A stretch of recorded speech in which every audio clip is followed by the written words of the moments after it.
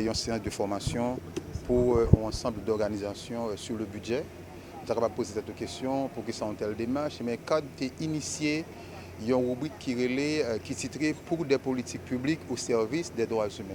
C'est-à-dire comment permettre aux organisations de droits humains de comprendre les politiques publiques dans l'idée de construire, de mener des plaidoyers autour de la cause des droits de l'homme. Par exemple, on dit au gouvernement a dit nous, par exemple, l'éducation est sa priorité, par exemple. Eh bien, en tant que structure de droits humains, eh bien, dans le cadre de plaidoyer, nous sommes capables de outils pour nous capables de regarder est-ce qu'effectivement, à travers le budget, l'État qui prend des engagements à travers les instruments internationaux de protection de garantie des droits de l'homme, est-ce qu'effectivement, les politiques axées sur les droits de l'homme, en particulier sur l'éducation. Par exemple, on dit dans le contexte actuel, il y a l'insécurité, qui sont problèmes et que la sécurité c'est la priorité de toute la population. Donc on dit que nous devons comprendre est-ce que aujourd'hui le gouvernement haïtien, l'État haïtien, il fait de la question sécuritaire une priorité. Eh bien pour nous en tant qu'organisation de droits humains, c'est à regarder dans le budget est-ce que le budget est exprimé en politique publique de l'État qui fait de la question de la sécurité en priorité. Donc en conclusion, cette série de formations que CAD avait initiée depuis 2012, il visait à outiller les organisations de droits humains afin que les militants soient capables de faire des plaidoyers, monter des documents, discuter avec l'autorité, sensibiliser la société civile là, sur l'importance budget dans le cadre d'application ou encore mise en œuvre politique publique. Donc, cadre, c'est travail ça que il fait parce que j'aime toujours souligner ça.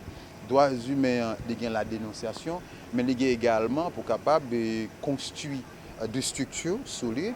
C'est-à-dire renforcer la capacité d'organisation, faire le travail avec l'État qui est détenteur d'obligations pour ensemble nous capables de poser un ensemble d'actions concertées, bien sûr, qui allaient dans l'intérêt de la population. Donc je dis, nous avons besoin des organisations de droits humains, mais plus généralement, une société civile qui puisse comprendre la dimension problème et comment non seulement n'a aidé l'État lui-même par rapport à l'engagement que l'État prend, mais également aider l'organisation des droits humains et la société civile là, pour capable jouer un rôle qui est extrêmement important parce que la société civile là sont acteurs à part entière de la cause de la démocratie. Donc la démocratie, l'état du droit, le respect des droits de l'homme, au-delà de dénoncer les violations des droits de l'homme, eh bien, la société civile là, en particulier l'organisation des droits humains, ils ont une responsabilité pour faire des plaidoyers, pour poser un ensemble d'actions, que ce soit au niveau des mécanismes internationaux ou encore au niveau des mécanismes nationaux, pour permettre à ce que l'État soit capable de sensibiliser sur l'obligation en matière de droits de l'homme. Citoyens également, les capables de connaître la question des droits de l'homme, ce n'est pas seulement dans une dynamique entre guillemets passive la garantie, mais c'est lorsqu'il y a des citoyens actifs. Donc, en formation comme ça, c'est rentrer dans la dynamique cadre pour aider au renforcement des capacités des organisations de droits humains qui sont acteurs à part entière de la cause de la démocratie, des droits de l'homme et des libertés fondamentales. Ce sont ces série de formations qui gagnent de limites parce que nous avons une capacité pour nous remplir l'organisation. Là, nous pour une quinzaine, comme c'est par série, donc on va peut-être dans les prochains mois cibler une quinzaine d'autres organisations. Mais pour le moment, c'est à peu près 20 organisations qui est capable. C'est vrai qu'un pilote veut participer, mais nous avons des limites parce que nous voyons que la salle destinée à cette formation n'est pas capable de plus de monde. Ouais, nous-mêmes aller à l'excès parce que c'est 15 étés qu'après, mais nous arrivons à environ 20 qui permettent que plus de monde capable participer parce que l'organisation ont besoin, ils ont vraiment exprimé intérêt pour question ça depuis que nous avons lancé, mais on connaît que nous avons une période extrêmement difficile, nous allons reprendre progressivement et nous demander tous nos partenaires pour encourager la dynamique de renforcement de l'organisation. Parce que pour des organisations qui mènent de plaidoyer assez entre guillemets convaincants, de plaidoyer qui arrive, qui a abouti à finalité, à but, et bien organisation renforcée. Donc je dis dans un contexte extrêmement difficile, côté que l'organisation fait face à des difficultés. Nous connaissons tous les problèmes que le pays a gagnés. Et bien, il faut nous-mêmes nous estimer qu'une stratégie qui est importante, c'est commencer par le renforcement. Et bien, nous relancer ce volet, cette rubrique, à savoir pour des politiques publiques au service des droits de l'homme, et bien, qui permet que nous commencer par outiller l'organisation sur des questions bien précises. Et bien, je dis, nous avons besoin des organisations qui comprennent questions politiques publiques. Là. Parce que c'est à travers justement politique publiques que l'État mettait en œuvre priorité dans cette matière. Donc le budget qui est l'expression concrète des politiques publiques, c'est-à-dire le moyen via lequel l'État met en œuvre les politiques publiques, ou ces politiques publiques, eh bien, sont un instrument qui est extrêmement important d'une manière générale pour la société, d'information autour de ce mécanisme pour la mise en œuvre des politiques publiques et dans la dynamique de respect des droits de l'homme et des libertés fondamentales. Bon, en temps, c'est permettre que l'organisation qui bénéficiaire est capable de mettre en œuvre ça ou apprendre. Parce qu'il y a ce que nous appelons l'approche fondée sur les résultats.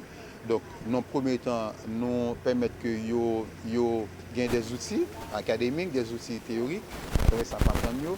Maintenant, à temps, c'est permettre que même mettre ça en œuvre, comment que au sein de l'organisation par yo aller expliquer cadre qui en dans l'organisation par yo et qui est capable peut-être gagner des connaissances en matière dans l'économie, la gouvernance publique et que renforcer les capacités section ça parce que j'ai nous toujours expliqué les droits humains c'est globalement 3 générations de droits de l'homme.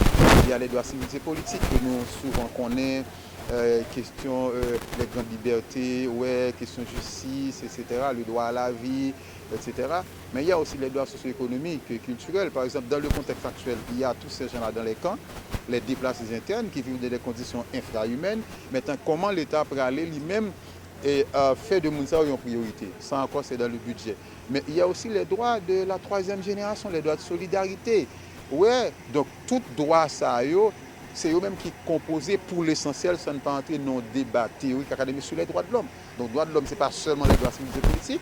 Il y a les droits civils et politiques, il y a les droits socio-économiques et culturels, mais il y a aussi les droits de solidarité. Donc, globalement, c'est 3 générations de droits de l'homme pour le présent. Bon, les débats sont 4e génération, mais qui demandent à ce que nous ayons connaissance plus large de la question des droits de l'homme pour ne pas réduire seulement en question de dénonciation, encore en question de certains droits qui toujours vraiment au cœur des actualités de débat.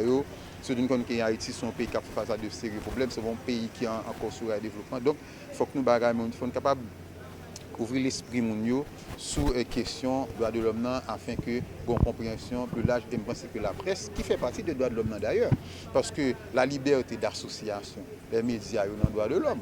Ouais, la liberté d'association, le droit à l'information, liberté ou droit d'expression. Donc la presse également sont acteurs à part entière de la cause des droits de l'homme. Donc je pense que si nous associons la presse à plaidoyer, à travailler ça, eh bien je pense que nous sommes capables d'aller plus loin dans le résultat que nous sommes capables d'espérer.